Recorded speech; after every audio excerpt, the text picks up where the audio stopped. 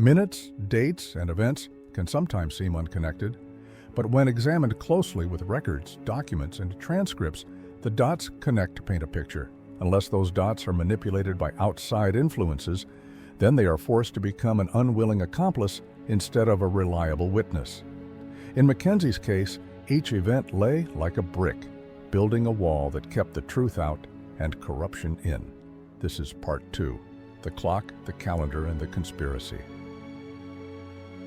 By all accounts, Mackenzie and Dominic had been together for about 4 years. They were young, still figuring themselves out, and like any teenage couple, their relationship could be rocky at times. It's easy to forget that at that age we're not always rational, calm people. Emotions run high, arguments flare. But for the most part, those close to them say they were excited to be making plans for their future, excited to imagine what came next. Two young people, flawed and impulsive, but also hopeful, planning, dreaming, building a life together. However, 2 weeks before the crash on July 17, 2022, a documented highway altercation took place while Mackenzie and Dominic were heading northbound on Interstate 71 near Strongsville. Mackenzie later described in text messages to Dominic's mother, Christine Russo, that Dominic had tried to spin out her vehicle. She pulled over to the shoulder, demanded he get out, and pleaded for Christine's help. Her words were urgent and specific. "He tried to end my life. He threatened to duct tape my mouth." 7 separate times she pleaded for help, naming her fear directly. Just 14 days later, on July 31, 2022, a drive through Strongsville ended in catastrophe that would forever alter countless lives.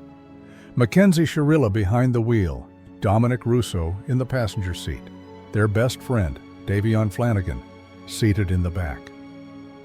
The vehicle made a right-hand turn onto Progress Drive, which terminated at a T intersection with Alameda. On Progress Drive, it accelerated to nearly 100 miles per hour before crossing Alameda and slamming into a brick building. Tragically, Dominic and Davion lost their lives on impact. Mackenzie survived, but with catastrophic injuries. Her car now unrecognizable, all that remained was wreckage and speculation. Mackenzie was rushed to the hospital, fighting for her life, while the community struggled to comprehend the sudden loss of 2 vibrant young men. As news of the crash spread, shock rippled through the families, friends, and the entire community. From the wreckage sprang a whirlwind of speculation and theory. What really happened in those final moments? What should have been a search for truth quickly became a series of misguided rulings, illegal tactics, and further compounded the trauma of a young girl already shattered by grief and pain.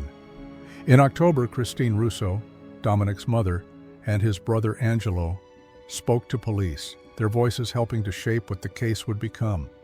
Together, their statements laid the foundation for a narrative that painted Mackenzie as the aggressor, laying bricks in the wall of suspicion that would seal Mackenzie's fate. On November 1, 2022, Christopher Martin walked into the police department claiming that Mackenzie had once threatened to carry out such a crash. But he had no audio, video, or witness to back him up, just his word. But that alone gave the police the ammo they needed to tip the scales against Mackenzie. On March 15, 2023, at the bind-over hearing, Judge Jennifer O'Malley dismissed the aggravated murder charges filed by the prosecution for lack of probable cause, but lesser charges, including 2 counts of murder, were transferred to adult court for grand jury consideration. Curiously and brazenly, 5 days after Judge Jennifer O'Malley made her ruling, Detective Hazu contacted the Cuyahoga County Medical Examiner asking them to revisit the case. He delivered a hard drive of digital evidence and requested a re-examination of the manner of death. Without petition, without a hearing, without a judicial order as required by law. The result of that request was the death certificates were altered from accident to homicide, giving birth to the prosecutor's narrative. On April 12, 2023, the change went into effect. What had been certified as final under law was rewritten, and the official record now told a different story. May 16, 2023, The grand jury, who never saw the original certificates, was handed the altered death certificates. They returned a true bill of indictment, not on the basis of the original legal certificates, but on the illegally altered ones. This was just the beginning of Mackenzie's nightmare. Despite the altered documents, despite no proof of intent, despite outrageous conflicts of interest, the case moved on to a bench trial. Join us for Part 3, when we take a deep dive into the who and how of the altered death certificates that set this entire chain reaction in motion. You'll want to brace yourself. The state's sleight of hand is more brazen than you'd ever imagine.